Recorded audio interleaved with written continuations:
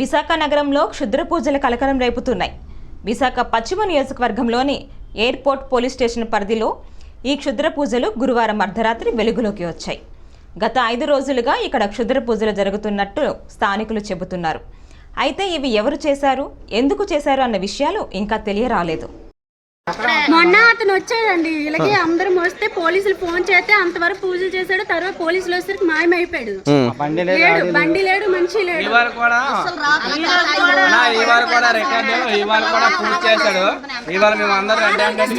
పని అతనికి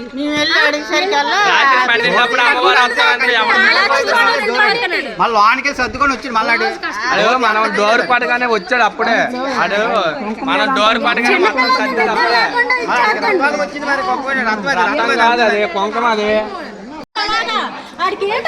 చూడాల్సిన పని ఏటో ఎరుపుగా కరెంట్ పోయింది గిరెంట్ పోయింది అనుకోని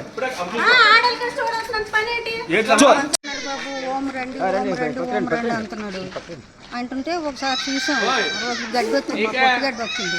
ఆ రోజు తెలియజేసి ఉంటే అలా పూజ చేస్తాం. ఇది ఎందుకు ఈ టైం ఇప్పుడు పూజ చేస్తుంటే దేనికి చేస్తాం విన్నాను.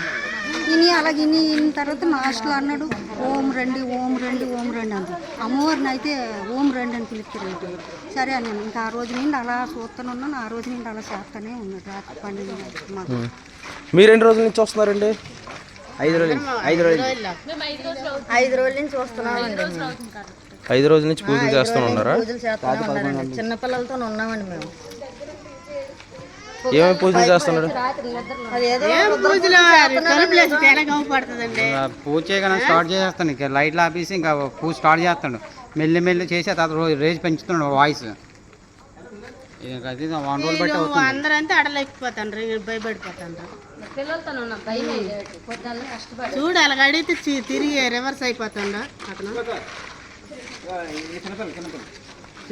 చిన్నపిల్లలతో ఉన్నారబ్బా. మరి ఎవరు లేరు, మాకు లేరు, మాకు ఉన్నారు పిల్లలు, చిన్నపిల్లలు.